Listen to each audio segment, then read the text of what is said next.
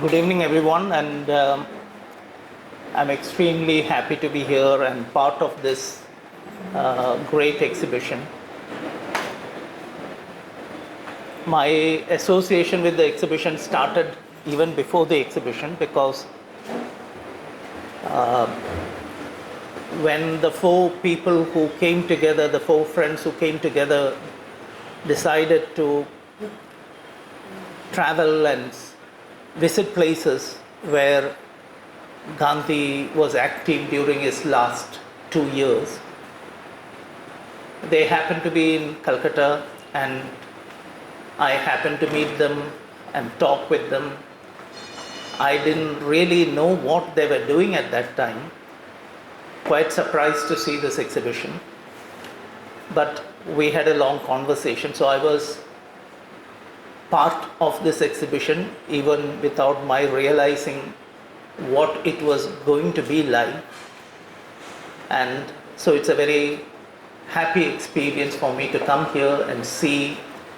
And when they called me and asked if I would come and speak, I thought that would be a nice thing to do, and I'm happy that I accepted their invitation to come here and speak. And even today, when I was here, I saw. That's okay. So, in the morning when I came here and saw people coming and looking at this exhibition, I saw people. I was here for till late afternoon, and I saw that there were many people who came in the morning and stayed on for 2-3 hours looking at it. So it is something that touched the hearts of people who came here. So I'm happy to be part of this as well, and thank you for inviting me to be part of this exhibition. I shall be speaking about artists in Shantiniketan and how they engaged with Gandhi and how Gandhi probably engaged with Shantiniketan a little bit. So it's this interaction between them, and of course it was largely through these two, the friendship of these two people, that this encounter happened. Gandhi arrived in Shantiniketan for the first time on 17th February 1915. Yesterday we heard of that from N.S. Madhavan, and this was exactly about a month after he returned to India from Africa, South Africa. The reason was that the members of the Phoenix School who had preceded him to India by a few months, they were hosted in Shantiniketan before Gandhi founded his own place. So the members of the Phoenix School needed to stay somewhere, and they came and stayed in Shantiniketan. And that was the connection. So the connection actually started a little before Gandhi arrived. And when Gandhi arrived in India, he was in Bombay, went to meet his political guru, Gokhale, and then went to meet his family and in Porbandar, and then came to Shantiniketan. He was there for a few weeks, but when he arrived, Tagore wasn't there. The link between Tagore and and Gandhi was, as we know, kind of started and nurtured by C.F. Andrews. C.F. Andrews was a go-between them even when Gandhi was there, and they corresponded, Tagore and Gandhi. But he was in Shantiniketan for about little over 2 weeks when he first came. And Tagore wasn't there when he arrived. And a few days later, Gokhale died, so he rushed back to Bombay, and then he came back. And it is then that they met.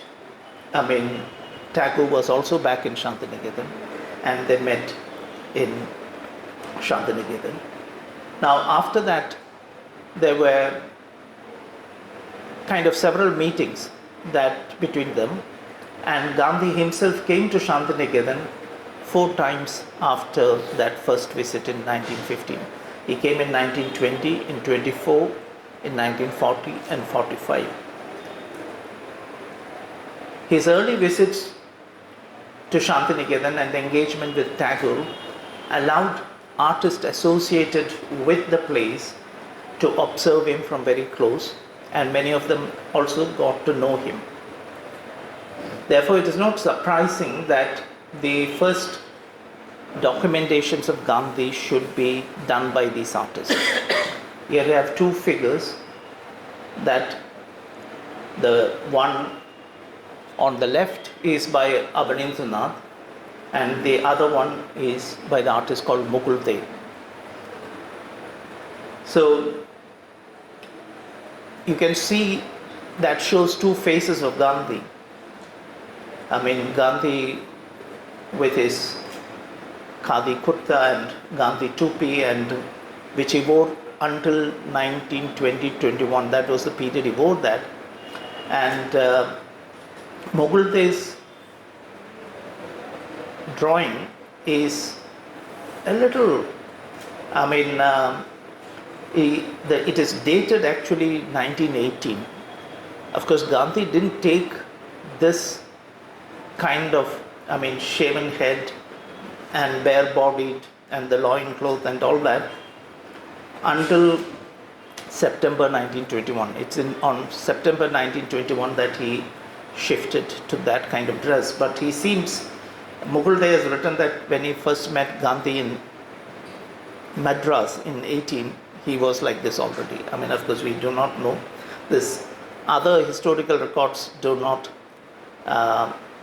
corroborate this, but certainly these are the two early portraits of Gandhi by artists anywhere. I mean, in Indian artists.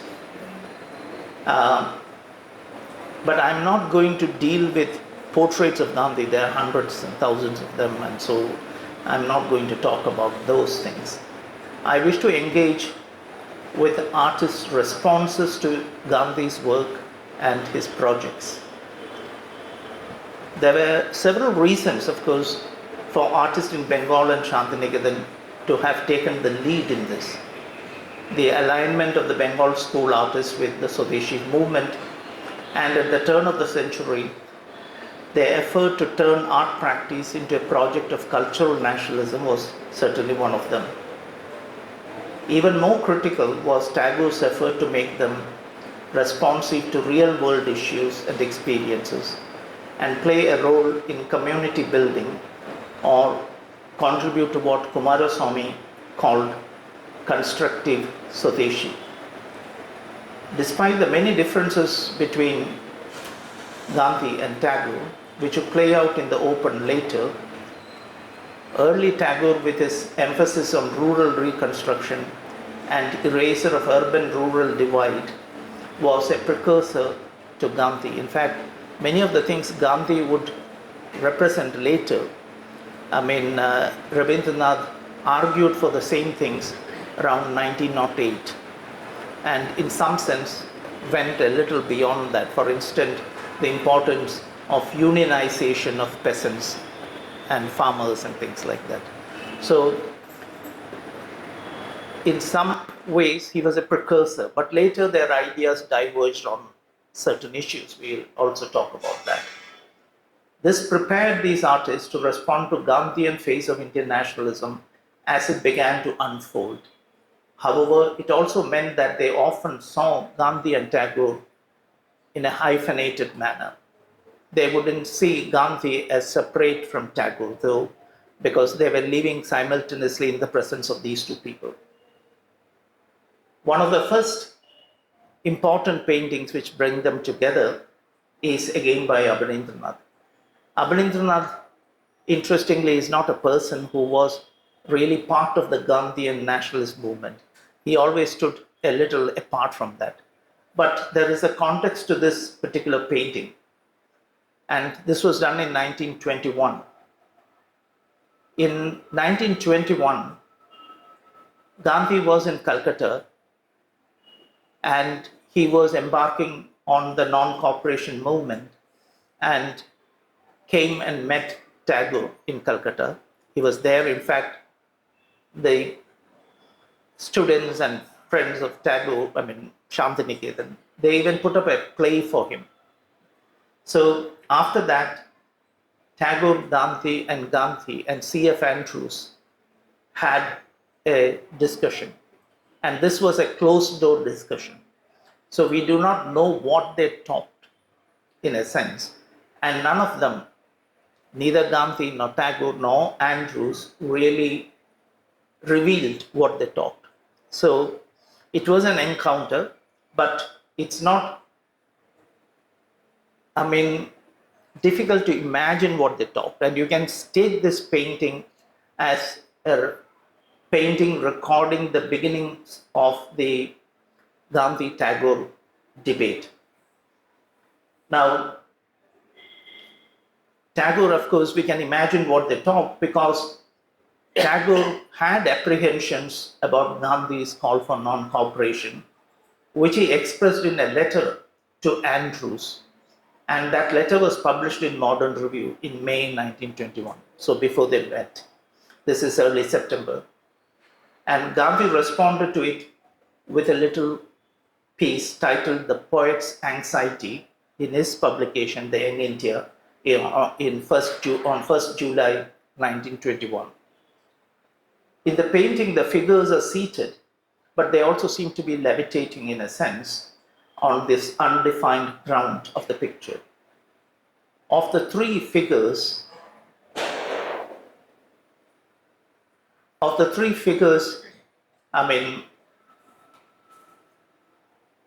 Tagore and Andrews are denser, weighed down, both physically and emotionally, whereas Gandhi, with a slight impishness flickering on his lips, sits not only facing Tagore but also bracketed between the thought and anxiety-ridden figures of Rabindranath and Andrews.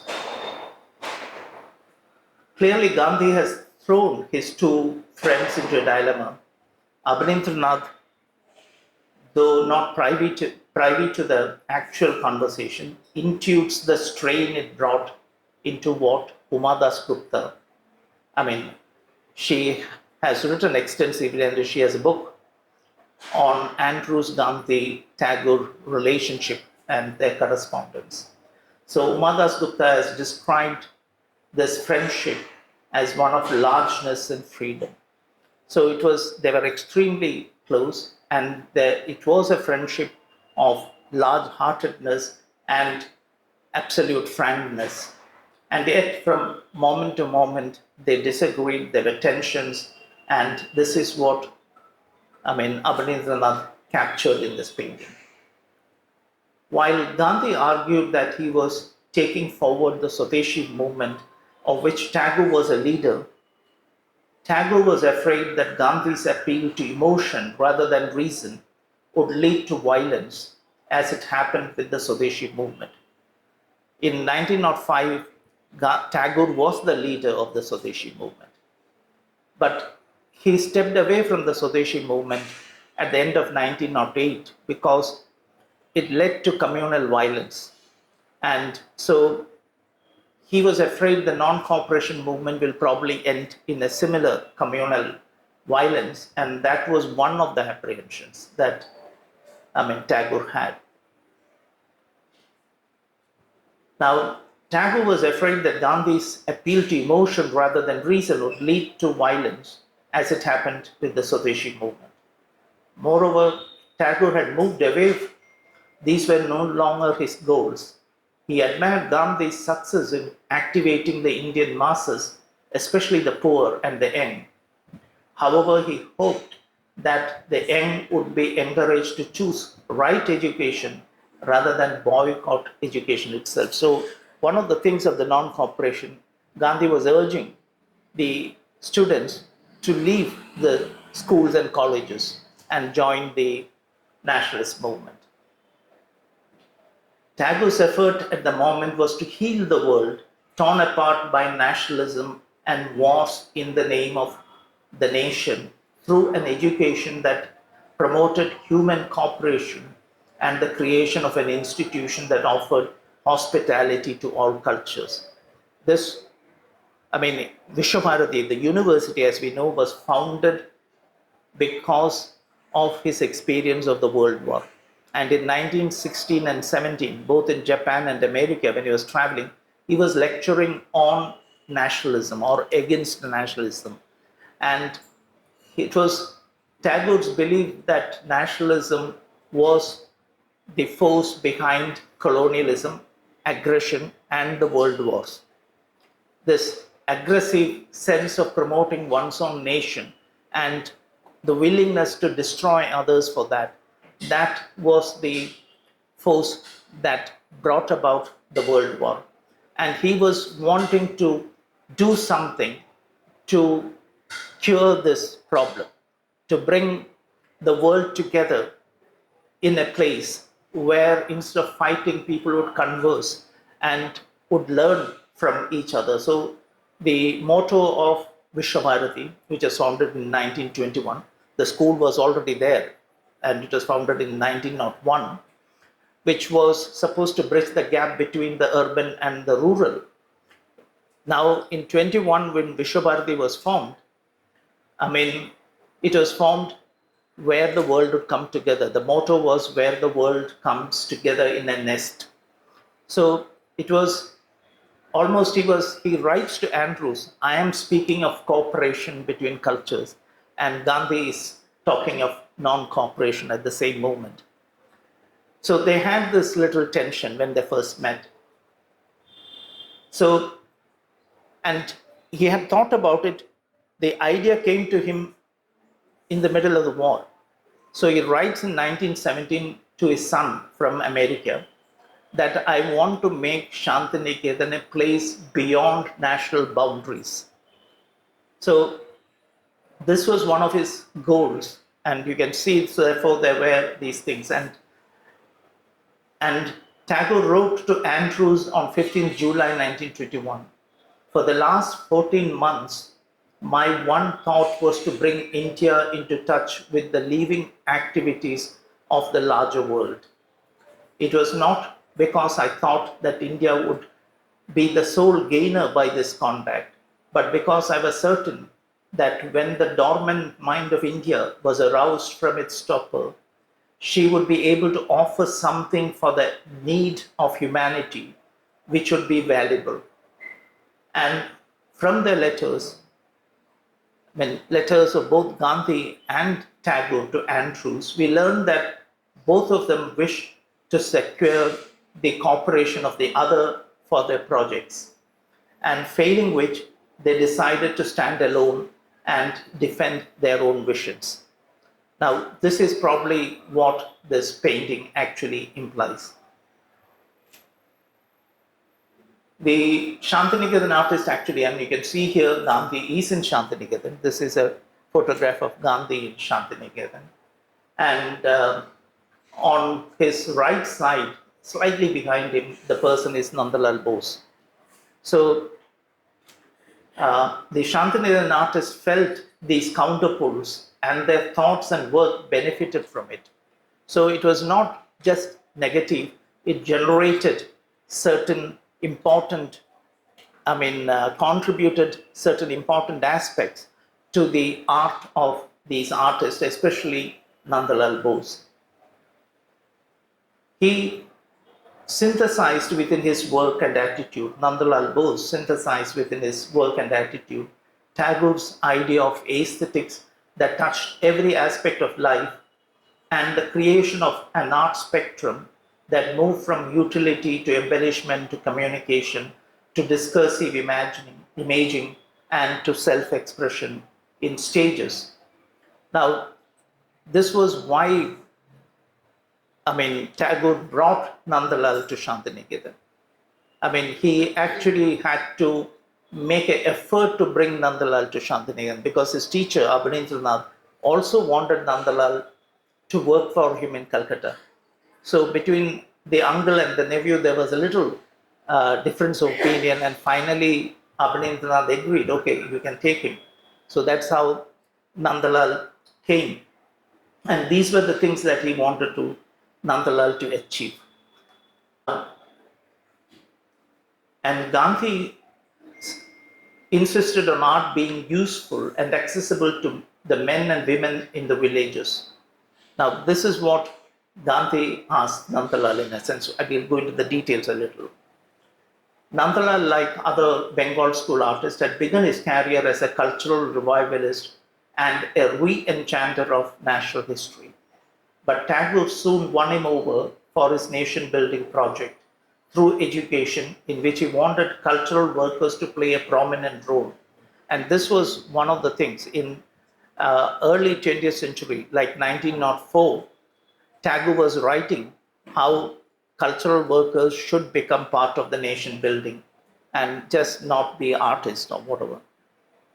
With Gandhi taking center stage, Nandalal noticed that the nationalist focus shifted from the Swadeshi politics of petitioning and cultural reclamation to direct engagement with the present, and that transformed the Congress from a body of urban elites into a pan-Indian mass organization that appealed to Indians from all walks of life. Now, this certainly is something, a big change that happened in the national movement.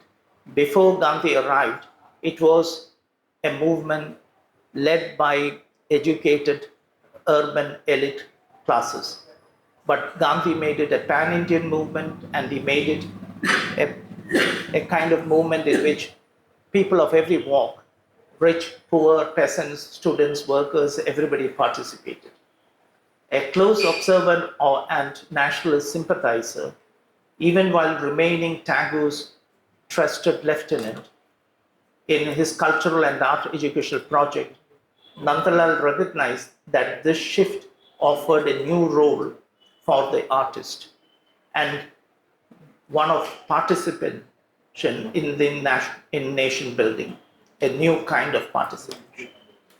The Dandi March was a remarkable moment in the Gandhian non-violent direct action and the culmination of his efforts of the previous 15 years. It brought Gandhi's ability to capture the imagination of ordinary Indians to the fore and transform them into a moral force. It was well planned, simple, imaginative, empathetic, emphatic, and a highly symbolic political gesture. And it immediately drew international attention and sympathy. Now, all of you who have read a little bit about the Dandi March and how Gandhi took it forward will also know that when he put forward this idea, the plan, most of his fellow congressmen did not think it was a great idea. They had doubts about it. So the reception within the Congress to the idea of the Dandi March was sort of lukewarm. But once it began, and that slow walking, taking many days to walk from Ahmedabad to Dandi, the attention of the whole world turned. I mean, people in other parts of India started making their own little efforts of walking and making salt and so on. And the international press immediately took note of it. And the Dandi March became a big international event. It was covered in all the European American presses, and the pressmen were there who came and covered the march. So that was very important. And Nandalal immediately understood the significance of this event. He made several paintings of the Dandi March. This is one, at least there are 3 paintings. And when you look at the details of these paintings, you have the figure of Gandhi in the front, and then you have all the people who walked with him. The exactly the number of people who walk with him. They are painted. They are people of all kinds. They're carrying and they're acting and doing various things. There are workers, there are people who carry things. So Gandhi is seen in these paintings as the visible face of a mass movement. It's just not recording the Dandi March, but imagining Gandhi as the visible face of a mass movement.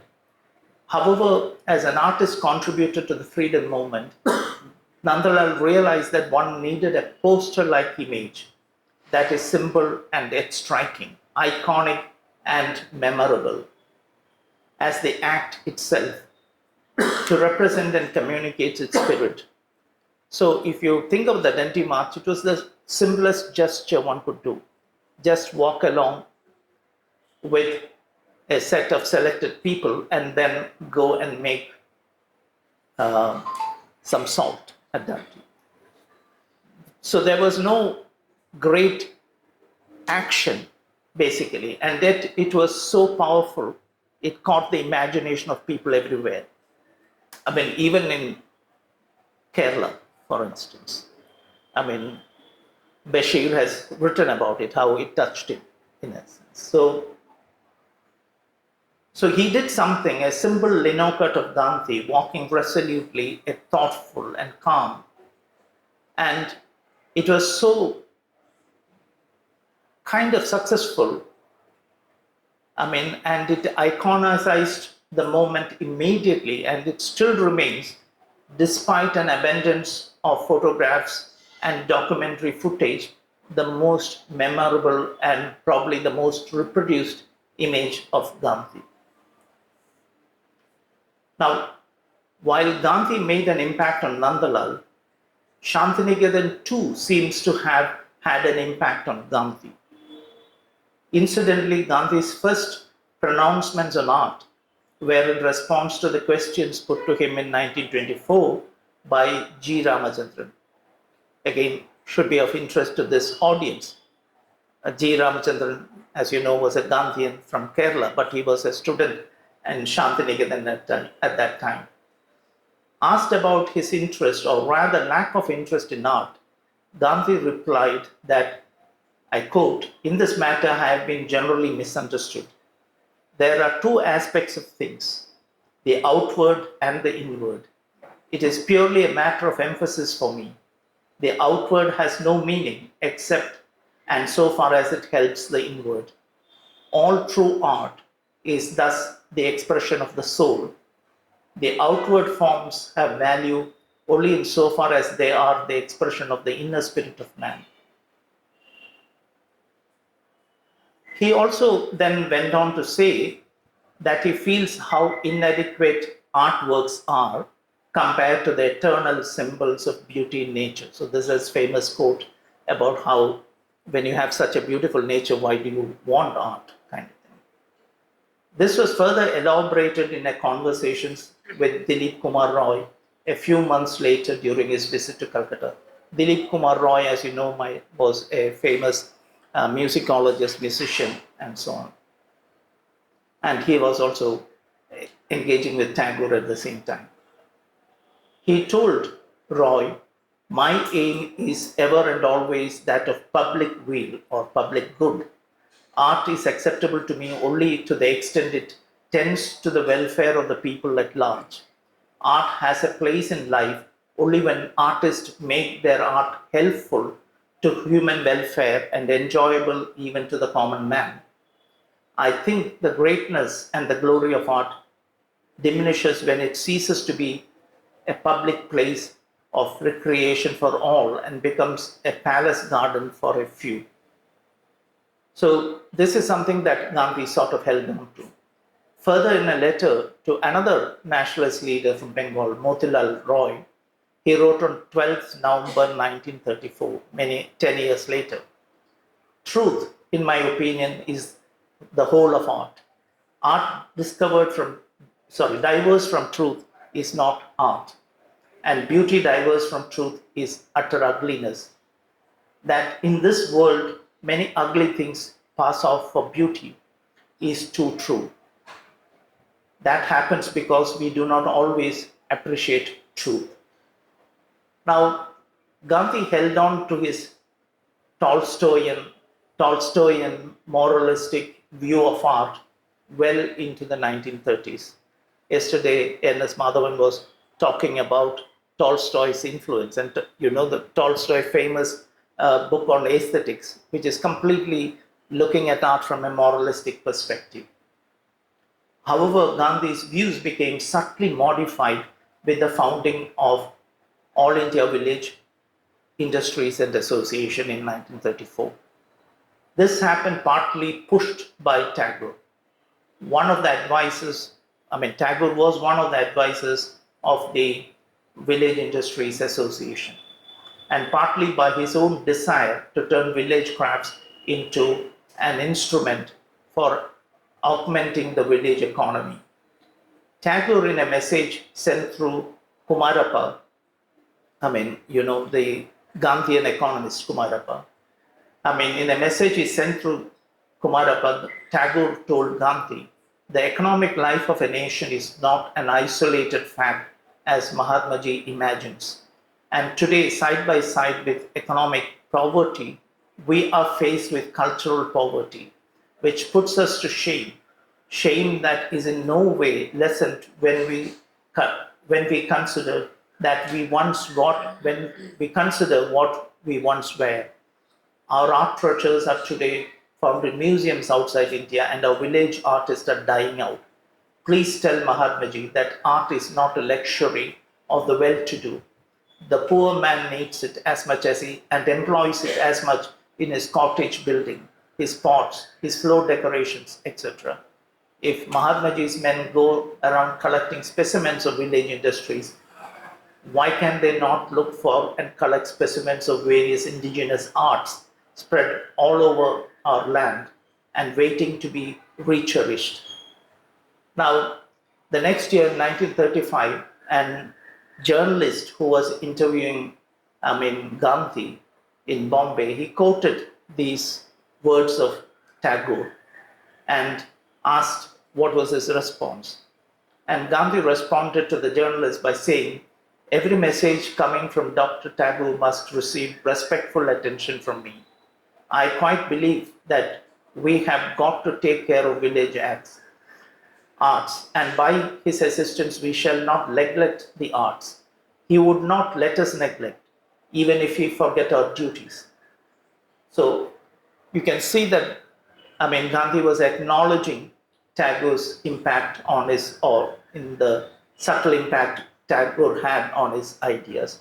Gandhi had begun to appreciate the outward or aesthetic aspect of human actions, especially of rural crafts, as he engaged himself with rural uplift. As you know, there's a period when he actually walked through many parts of India, and especially the most poverty-stricken parts of Orissa, and he was amazed at the craftsmanly productions of these very poor people. He recognized that uplift of the poorest would have to be through comprehensive village organization. Writing in the Harijan in September 1934, he argued that such reorganization would include, and I quote, taking art, education, cleanliness, prosperity, and dignity to them. So now art is part of all the other things. The only president, and in the same essay he writes, he can think about this in India. It was the research carried out in Shantiniketan. So he also acknowledges that the work at Shantiniketan was some kind of a precedence for what he was now going to do. He took the help of Shri R, Nandalal's colleague, to organize his efforts in this direction in 1934. So Shri R designed many of his things at Wardha. He constructed the village crafts museum and so on. And later, when he wanted to showcase the work of Indian craftsmen at the Lucknow Congress in 1936, Gandhi invited Nandalal to organize the exhibition. At Lucknow, Nandalal, following his own inclination and Shantiniketan's vision of a connected panorama of crafts and art, organized an exhibition that included not only village crafts from across India and live demonstrations by craftspersons, but also the work of modern Indian artists, including somebody like Gemini Roy, who actually stood apart from Nandalal and Shantiniketan in many ways. But even his work was included because there was a phase of, Gemini Roy, where he came very close and represented craftsmen. So that was one of the things. He took some of these things to Lucknow in 1936. Gandhi considered this exhibition an educational exposition to village India addressed to urban elites. And he was all praise for Nandalal and his team and the exhibition they put up. Inaugurating the exhibition, Gandhi said, "This exhibition, to my mind, brings out concretely for the first time the conception of a true rural exhibition I have nursed in my breast for several years." In fact, he goes on to say, the idea is mine, but I didn't know how to realize it, and Nandalal is realizing it. And he continued, "You will find here craftsmen and craftswomen from Kashmir and South India, from Sindh and Assam, and learn how they earn their scanty living. Let me tell you that you will have an inkling of the inside even from where you're sitting.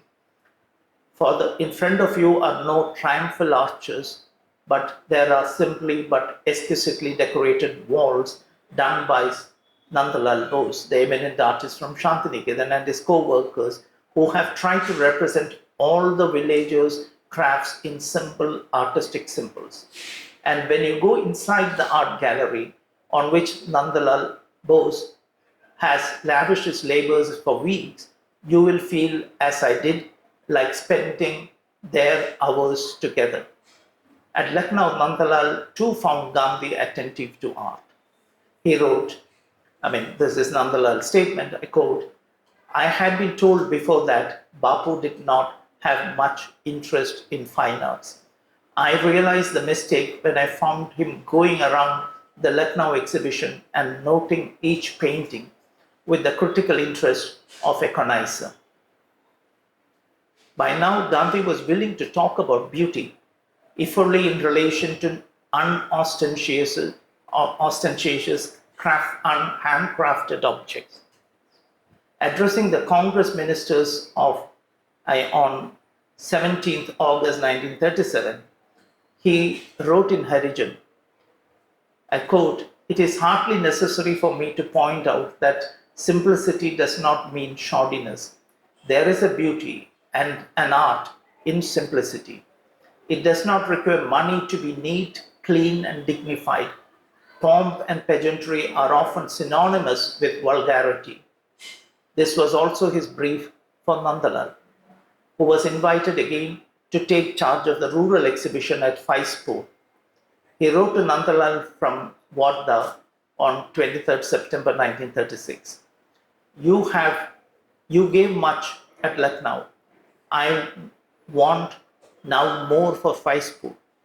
For the first time in the history of the Congress, it is to be held in a village. The exhibition will be the chief attraction for the numerous villages who are expected to flock to Faispur. It must provide solid education for them, and the whole show must be in the village setting. How is that possible? How is that to be? And then he answers, "We have to forget the city's scale of bigness and great expenditure. Your art has to come to the rescue." I have asked Shankarlal Bankar, who was his architect not to spend more than rupees 5,000 on the exhibition. I know that it can be done for that amount and yet be made attractive. The village Sarangi provides all the music that the most expensive piano has ever provided. So this is Gandhi's letter to Nandalal. And having worked for nearly 2 decades in Shantiniketan, trying to run a vigorous art program with minimal material resources, and having already worked with local resources at Lucknow, this was not a difficult proposition for Nandalal. The Tagorean idea of aesthetic essentiality and the Gandhian ideal of frugal harmony converged in him quite naturally. The convergence of art and craft was also not alien to Nandalal's vision of art and pedagogy. About the work of his teammate at Lucknow, Nandalal wrote, Faizpur, Nandalal wrote, with reeds and bamboos and timber, the exhibition hall had been decorated in simple manner. We carefully saw to it that aesthetic demands were not sacrificed. Now, these are drawings he made for the Faizpur, the gates and other things. So you get an idea of how it was done. For the first time, the general public had a chance to see how much beauty could be generated by using very ordinary things. Though we ourselves were accustomed in the ashram, that is Shantiniketan, to decorate in this simple fashion. Thus, the ascent of the Gandhian aesthetics was closely intertwined with the spread of Shantiniketan's aesthetics. Now, this is the same thing. This is a photograph of Faizpur. You can see a bit of that gate where you find Nehru standing in front of it and addressing the gathering. Now, Nandalal brought together these two aspects in the best way possible in his works for Haripura Congress in 38. Again, Gandhi wanted him to work on that. At Faizpur, Gandhi had expressly asked Nandalal to bring any expensive works, meaning non-rural crafts from Shantiniketan. Called to construct and decorate the Congress township in Haripura, he decided not only to build temporary structures with local materials. This is the Haripura campsite. Because every day, actually more than 1 lakh people visited the place.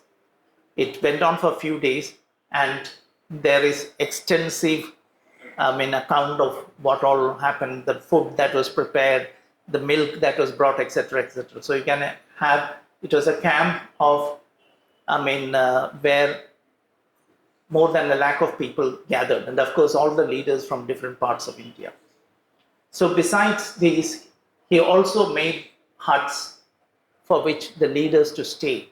So this is Gandhi's hut at Haripura. This is a drawing by Nandalal, and which he constructed. And all these temporary structures were constructed with local materials.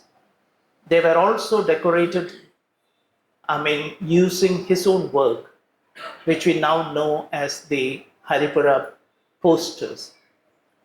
And you can see that from another drawing that of local craftsmen who are working for creating those structures. Now, they embellished all the gates, and there were 51 gates in all, and huts in which the leaders like Gandhi stayed. This was public art meant for the masses, as Gandhi had wanted. These are some of the posters, the Haripura posters that Nandalal painted.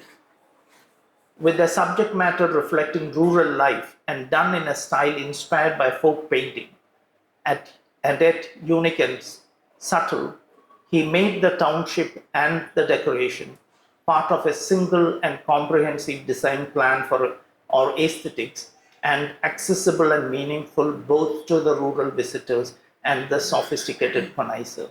In fact, Haripura was a very good example of what we might call a total design, moving from architecture to decoration to painting, everything thought as one single unit. Now, for the rural visitors, as you can see that all the subjects that they saw were things that reflected their own daily life of men and women, of workers and musicians and so on. But for the more cultivated connoisseur, it could also be all that subtlety of lines and boldness and simplicity of forms. And so it resonated with both the rural and the urban viewers. While submitting himself fully to Gandhian values, Nandalal also proved that the divide between high art and rural art was not unbridgeable as Gandhi believed. This was Gandhian vision fully amalgamated into Shantiniketan aesthetics. Later, of course, when he came to Shantiniketan, Gandhi went around and looked at some of these works himself later. And this is again one of the last visits of Gandhi to Shantiniketan in 1945. And there is also I noticed this photograph, in this exhibition here.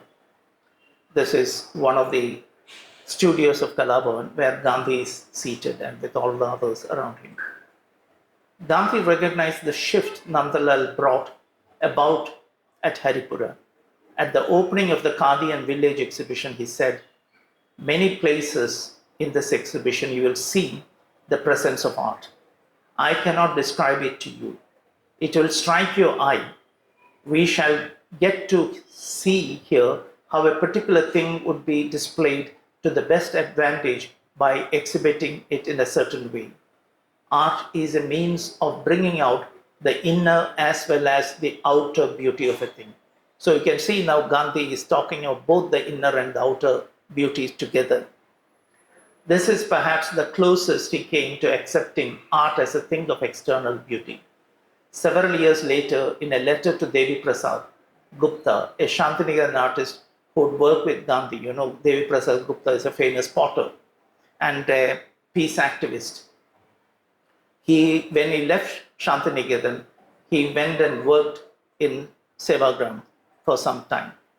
And there were also many others from Shantiniketan who were part of Gandhi's Nai Talim. So, Gandhi, in response to a question from Devi Prasad, he gave a written reply on 1st March 1945. That is the time after which he comes to Shantiniketan. He says, "I've already told you who is a true artist. Nanda Babu comes very close to my ideal. Perhaps he's not the perfect ideal. However, he is so big a man that it would be highly improper for me to say anything in criticism of him." So even Nandalal didn't fit his bill completely, but he thought he was the only artist who came close to his ideal. Okay. December 1945, Gandhi visited Shantiniketan for the last time. These are two photographs that I showed you from that visit. During an interaction with its members on 20th December 1945, he was asked, should Shantiniketan allow itself to be drawn into political work? To which Gandhi answered, "I have no difficulty in saying that Shantiniketan and Vishwabharati ought not to be mixed up with politics. Every institution has its limitations. This institution should set limitations upon itself unless it is to be cheap. When I say that Shantiniketan should not get mixed up with politics, I do not mean that it should have no political ideal. Complete independence must be its ideal, as it is that of the country. But that very ideal would require it to keep out of present-day political turmoil. I was asked this question when I was here 30 years ago. And the reply I then gave was the same as I have given today. In fact, it applies even with greater force today." So this, in some sense, the Gandhi and the Tagorean ideals and thoughts about what should be Shantiniketan's role, in a sense, came much closer than we normally think.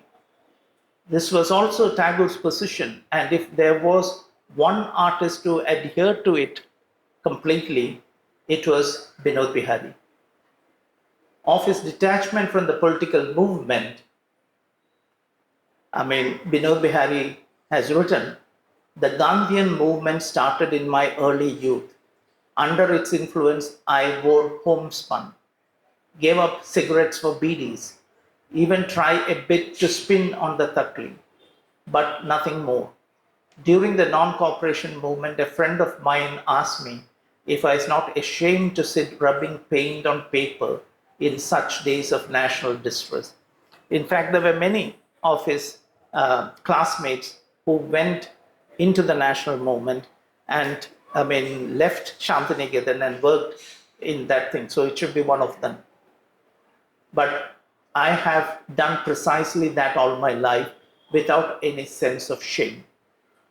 And yet, within a few months of Gandhi's last visit to Shantiniketan, he would embark on his magnum opus, the 80-foot mural on the life of the medieval saints of India, which resonates with Gandhian vision.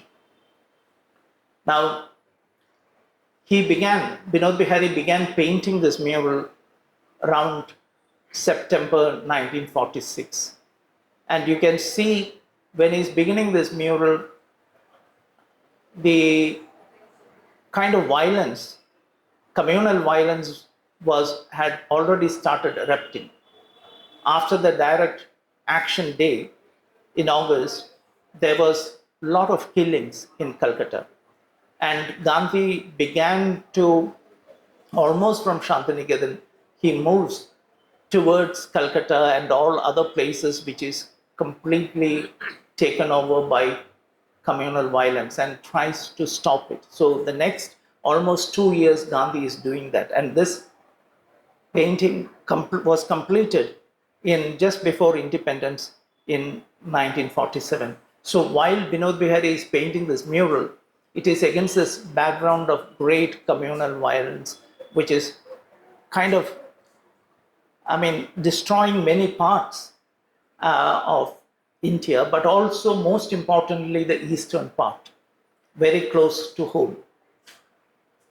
So the mural can be seen as an intricate pageant of figures spread across 3 walls. Okay, I'll just quickly show you this. This is the first wall, this is the second, and this is the third wall. Okay, we go back. Now,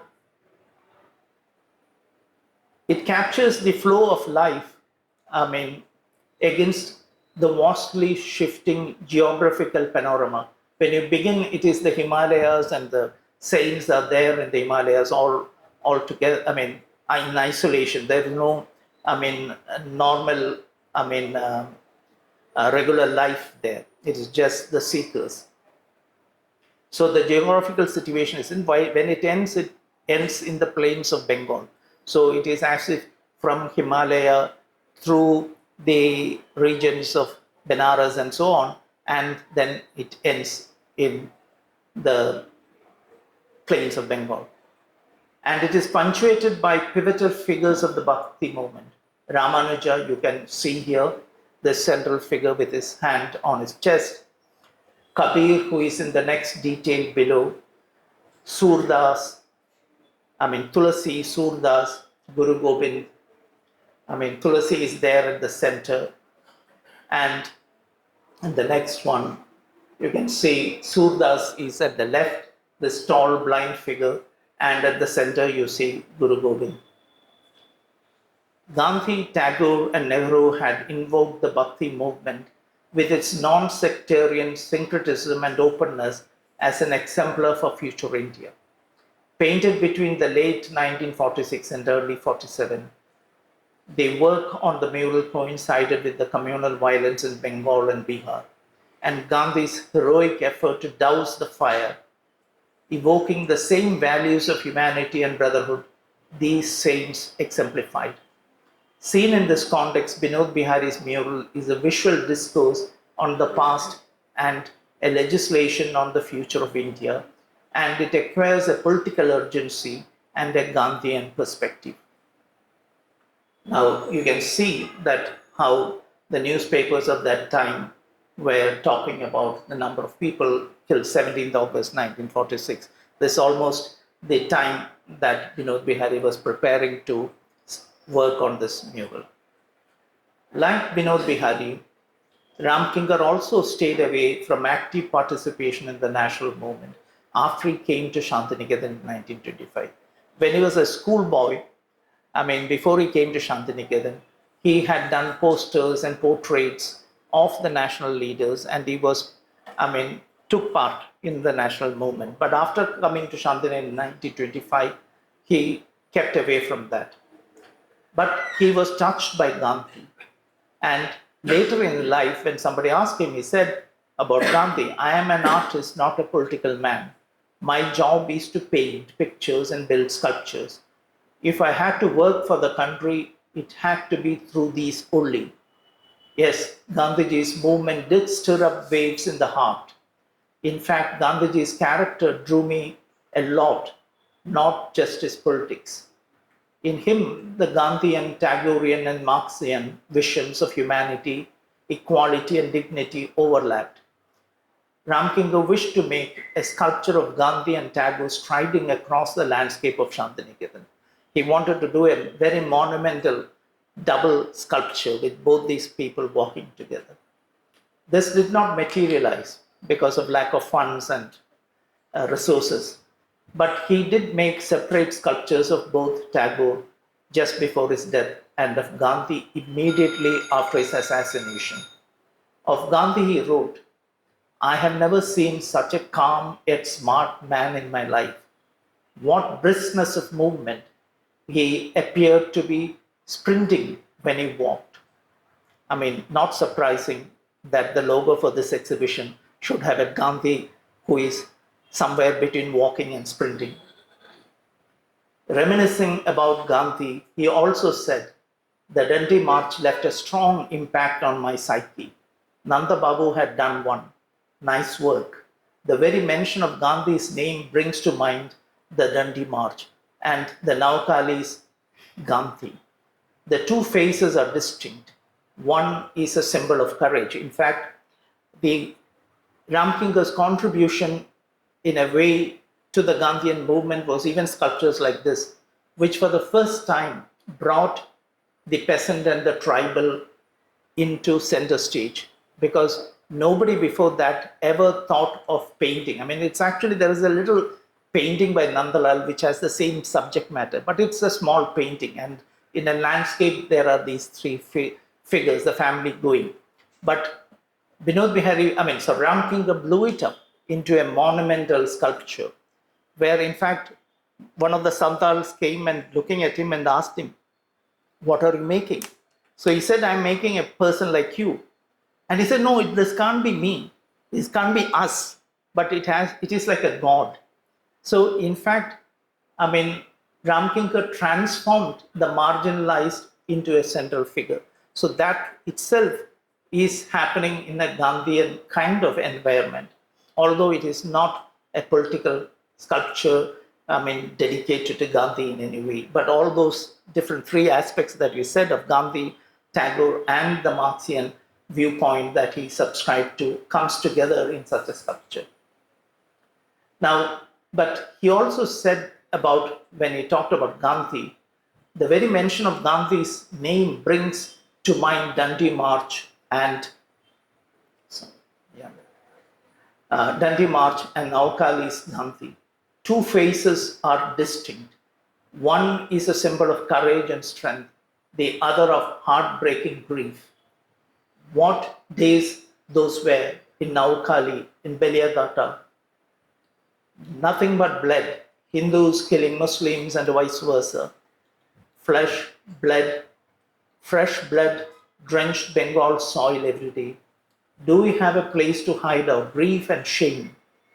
Would this have been the case had politics moved on its rightful path? Politics means education, the knowledge about one's country, about preserving it, about building it. What's a nation after all but its people? Those people are left on one side and politics goes on. So this is Ramkinga talking about his work. In Ramkinga's sculpture of Gandhi, the tragic image of Gandhi of Naukali is striding across, and you can, we have this map here, so the amount of walking he did. So it is the tragic image of Gandhi striding across the killing fields strewn with skulls merged with that of Gandhi of the Dandi March. Now, this is the work, and there is a skull behind his feet. And you can see photographs of Naukali with skulls strewn around. And Gandhi wrote in a letter that the way to truth is paved with skeletons over which we dare to walk. This is a letter to Mirabai, which he wrote from Naukali. So he also invokes the killing fields in a way. And the photographs here in this exhibition will show you that. And it is to that aspect that Ramkinger is referring. Now, there was also perhaps a less known Gandhi figure by Nandalal, which probably he did at the same time as a frontispiece for a book on Gandhi, on Satyagraha. So you can see this Gandhi and Ramkinger's Gandhi in some sense are overlapping. This is also a Gandhi who is there like a Buddhist kind of, figure standing. There are the Vajra and things like that, and in a graveyard. So in his own way, Nandalal was also invoking the Gandhi of the Navakali. Now, with India's freedom and Gandhi's assassination soon afterwards, it was time for memorializing, and especially for Nandalal. The opportunity came in 1950 when he was entrusted with the illumination of the Indian Constitution. From the rough notes that Nandalal kept, you can see that there were several options that he thought about and rejected some, changed some, and so on. And from that, it is clear that the plan for selection of themes was, Nandalal's, although the work was carried out with the help of a number of his students. Every part of the Constitution began with an image.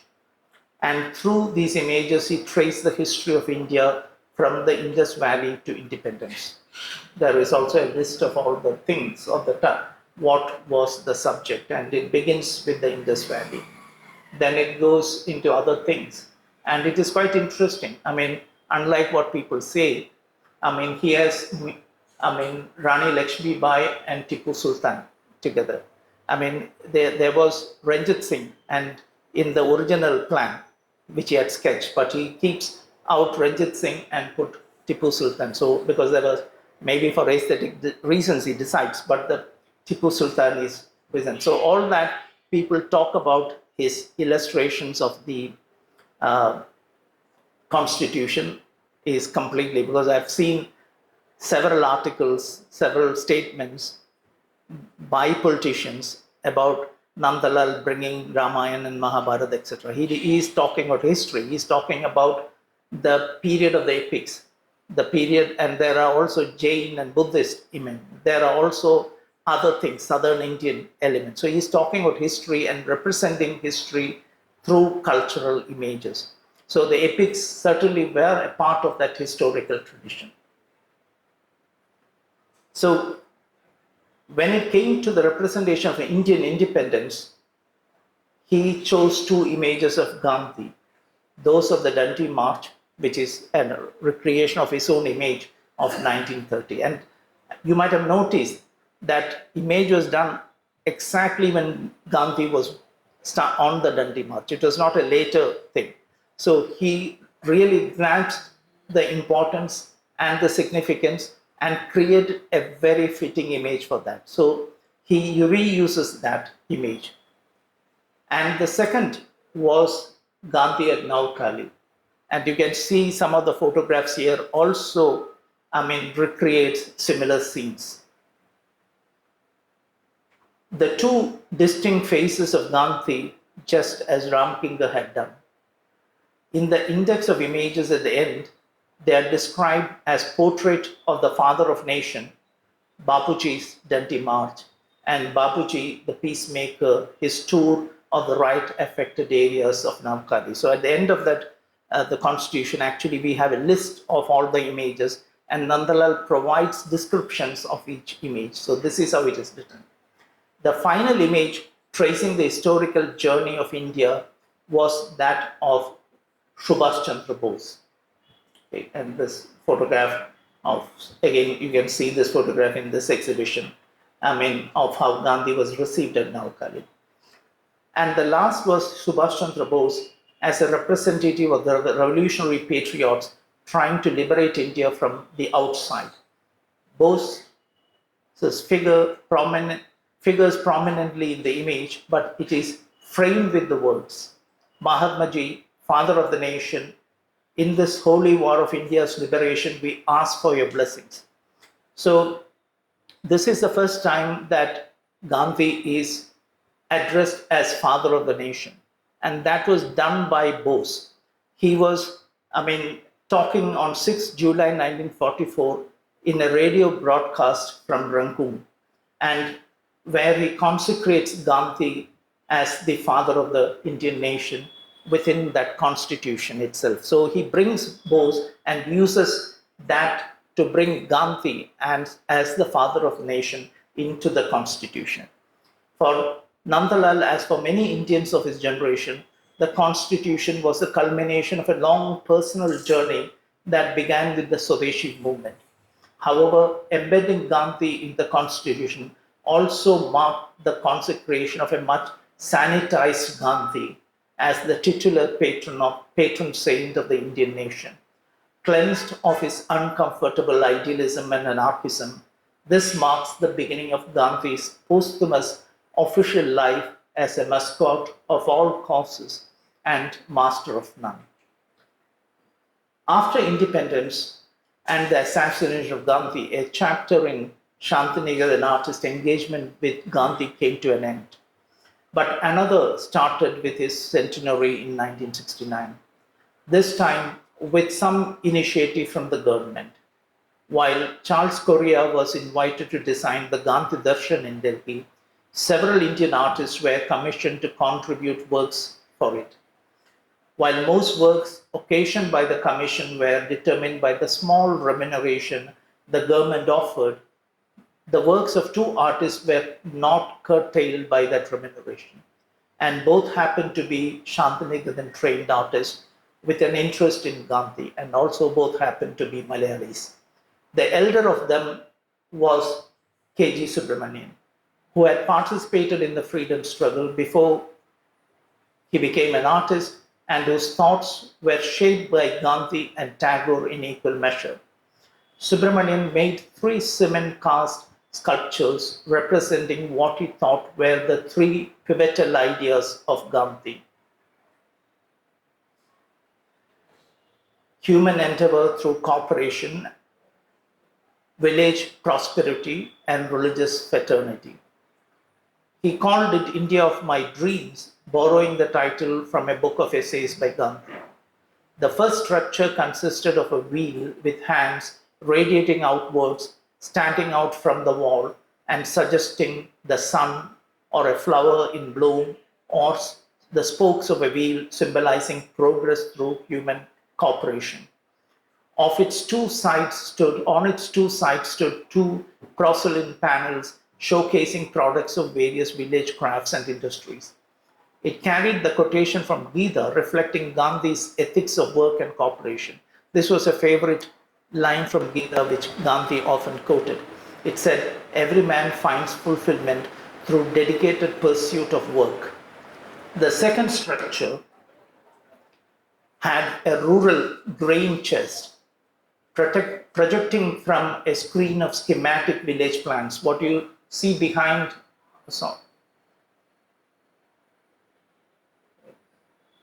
what you see behind on the 2 wings are, village house plans looked from above. So it's like architect's kind of view, plan of things. And from that, what comes out is a kind of chest in which the villagers in Gujarat often stored grains. And he turns it into a bovine Kamadhenu-like figure, wish-fulfilling goddess. Symbolizing rural prosperity, it carried Gandhi's famous caveat that if the villages of India perish, India also perishes. And the third structure held a collaged panel of real and imagined religious symbols constructed from colorful pieces of cloth pressed between plastic sheets, with its two side limbs opening like a portal. You can see some of these details of some are real religious symbols, some are just things that he creates. And the two side wings of that piece carries several quotations from Gandhi. Most importantly, the quotation, there are as many religions as there are individuals, and God has many names as there are creatures, and so we call him the nameless. And since he has many forms, we also call him the formless. So to him, these were the three most important messages of Gandhi relevant to modern India, which the citizens and the rulers should not forget. So, and unfortunately, the same year as the Gandhi centenary also saw, almost not only same year as we were celebrating the Gandhi centenary, saw the eruption of first major communal conflict after independence. In Ahmedabad, Gandhi's own state.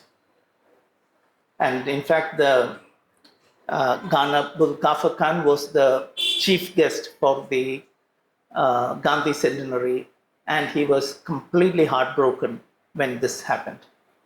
So in response to that, Subramanian did this children's book, which is titled When God Made Them, He Made Them All Alike. So it is a fable on the essential sameness of all men and the need to practice it in life. So you can see that it is with this book that Subramanian probably enters or begins to do political painting or political imagery in his work. After this, he has done quite a lot. I'll come to it a little bit, but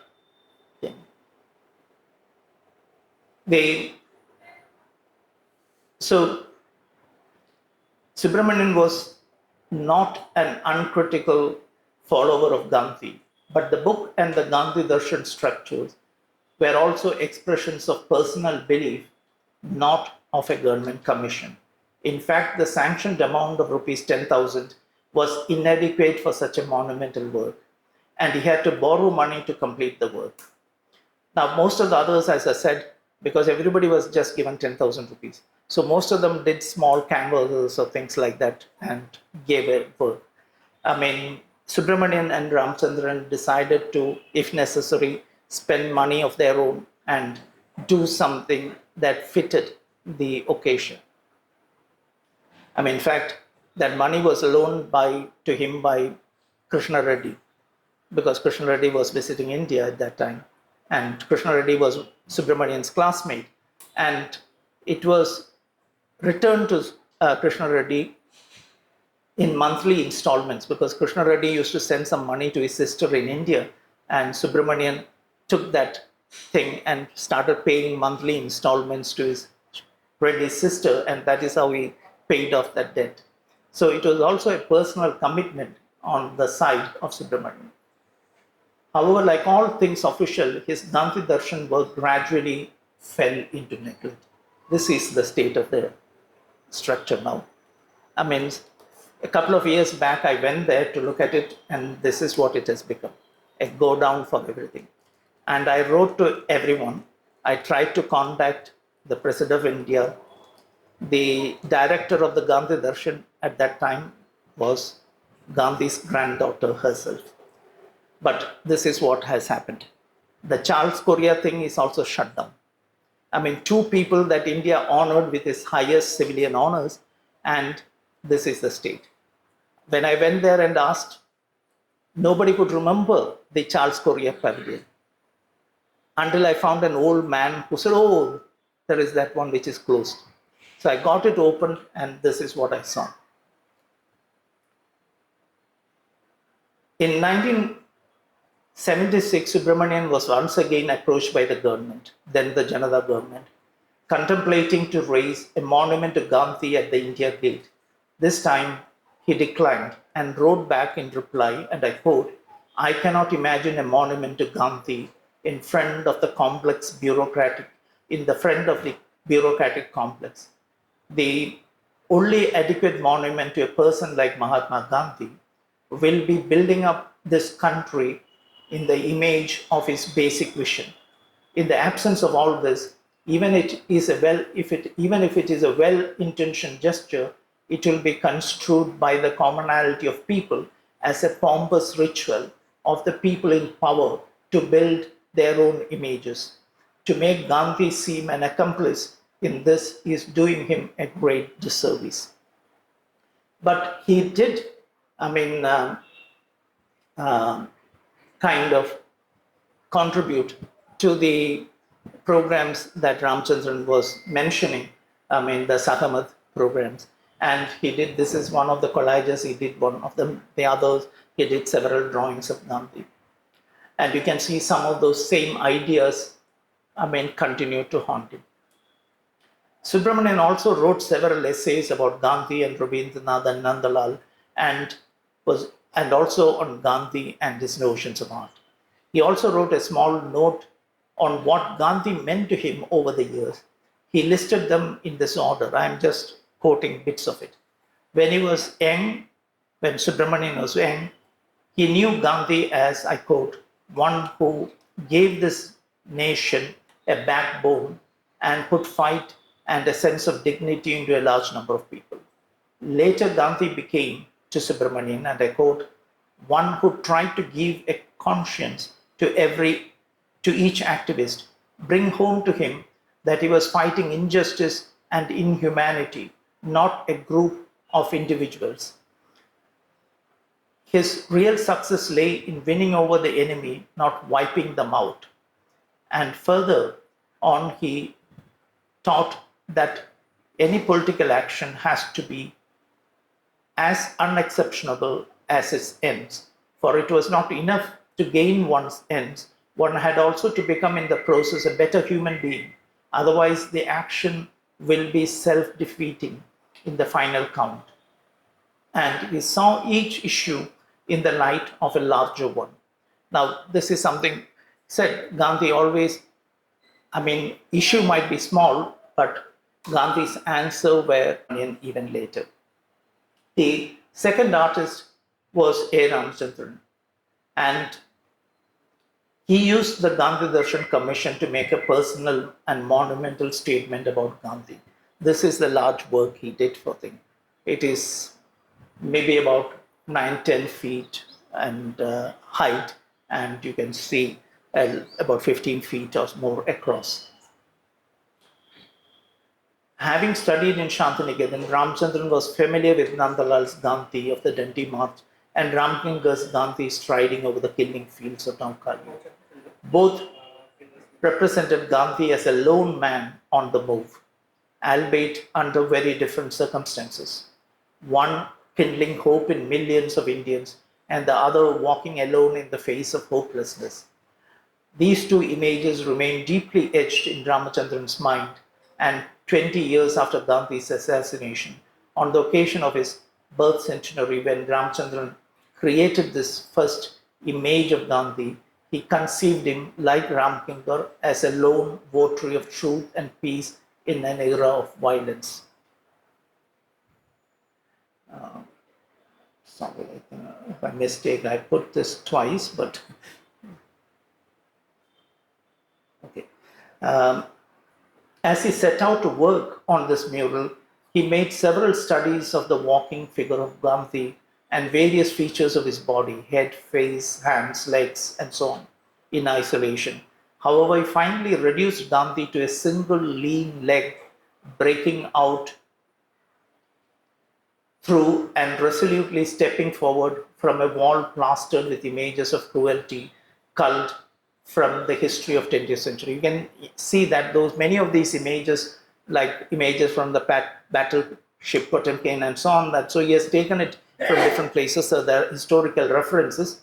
And at the center of it, you can see this little slim leg stepping out. The only other symbol of peace in this palimpsest of violence is a thin slice on the surface covered with multiple images of seated Buddha, alluding to the 1,000 Buddhas of the future and suggesting a connection between the Buddha and the man of peace in this century of violence. So you can see there are many in Ajanta and in many parts you will see such images of multiple Buddhas. Okay, so that little slice from which that thin leg of Gandhi emerges. Even while celebrating Gandhi, the man of peace in the age of violence, Ramchandran seems to have been aware that Gandhi was a man who cannot be honestly followed or celebrated in our times of immoral pragmatism. Among the drawings he did while working on the 1916 mural, there is one in which Gandhian memorabilia is shown as trash collected in a wheelbarrow, waiting to be disposed of. Now, that is, in fact, yesterday there was this cartoon which we saw is, Gandhi's, which we use for his Swachh India program. It is not spectacles, but he had a vision, kind of thing. This is actually what we are saying. Ramchandran seems to be saying that, already realizing that we are probably worshipping things that are simply symbols and maybe things that should be discarded. So, because you hang on to these and the man disappears.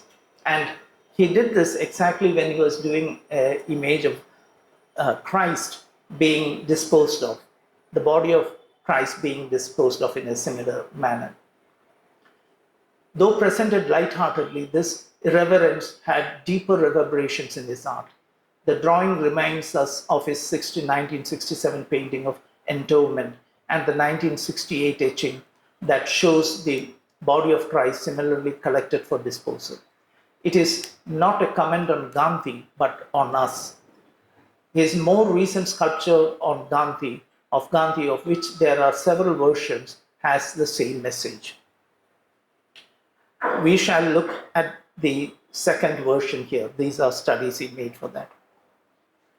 In it, the tranquility of the form is combined with a gesture of humble prayer and peaceful fraternity. The drapery is transformed into a polished sheath from which the body modeled and darkly patinated bust and feet emerge. Ramchandran has chosen to call the sculpture Monumental Gandhi, placed on a broad square of pedestal and only a little more than 6 feet tall. The word monumental in the title does not allude to the sculpture's scale, but to its commemorative nature. The metallic sheath body also invokes several contrary associations. With its columnar verticality and plainness, it raises the bust to a height that forces us to engage with Gandhi face to face. In fact, this column is the kind of column that you see in the place where he died. It's a simple square column, but this is not square, it is more rounded, and from which Gandhi seems to be emerging. Forces to engage us with Gandhi's face to face. Strangely, the sheath body also invokes both armor and a seed shell from which the root and the head emerge simultaneously. Do these contrary readings, I wonder, spring from the general ambiguity of our times towards the humility and humanity of the old man addressing us with folded hands? Einstein's well-known tribute to Gandhi, generations to come, it may well be, will scarce believe that such a man as this one ever in flesh and blood walked upon this earth. So that is carved on the pedestal. And it's embossed in bold letters on the large square pedestal. The possible incredulity that Einstein suggests is more real today in a world where empathy is perceived as weakness and peace, it is believed, can be achieved and maintained only by the power of guns. The monolithic sheath and the straight-looking face giving the sculpture an iconic frontality, but to read Einstein's tribute in full. So it is like an icon facing us. But if you want to read Einstein's tribute in full, we have to walk around the sculpture. And when we do so and reach the sculpture's back, we notice a small bullet hole on the glistening metal and the words "Hey Ram" embossed beneath it. Although we know of his death by an assassin's bullet, we are a little surprised by the bullet hole and "Hey Ram" when we encounter it, because his face and the folded hands do not prepare us for an association with death. But it helps us to recognize that Ramchandran's sculpture is a monument to the martyred Gandhi, the striding figure of the man of peace stilled by an assassin's bullet. And as we have been told even yesterday, and if you see in the exhibition, that the pistol with which he was killed has been removed. So we almost erase that act of violence. Ramchandran does not say so, but the context in which he has made it suggests that. Ramchandran's Gandhi clearly is not the Gandhi we call the father of the nation and extol as the Mahatma, whose face appears on banknotes and stamps, and we honor by erecting statues in our cities and periodically garlanding it. He is not the mascot we use to sell various campaigns, but the man who was exterminated in the flesh by a fellow countryman, and we continue to wipe out in spirit again and again. But as we saw in one of those cartoons, Gandhi still remains amongst us as a ghost that disturbs us. Gandhi urged us to be tolerant, to be empathetic, and to feel the pain of others. But we find this message dangerous, harmful to our animal instincts and our macho virility, and therefore we reduce him to an empty emblem, making it difficult to separate the real from the counterfeit. Ramchandran's sculpture is a tribute to a man who continues to be stubborn, a stubborn moral presence, a ghost, if you will, that haunts us, and therefore some feel impelled to be repeatedly annihilate. So, thank you very much. These were the responses to Gandhi by a bunch of whom I think important Shantiniketan artists, and both Gandhi shaped them, and in turn, Shantiniketan also shaped Gandhi to some extent, and gives us some of the most, really thought-provoking works of art surrounding Gandhi.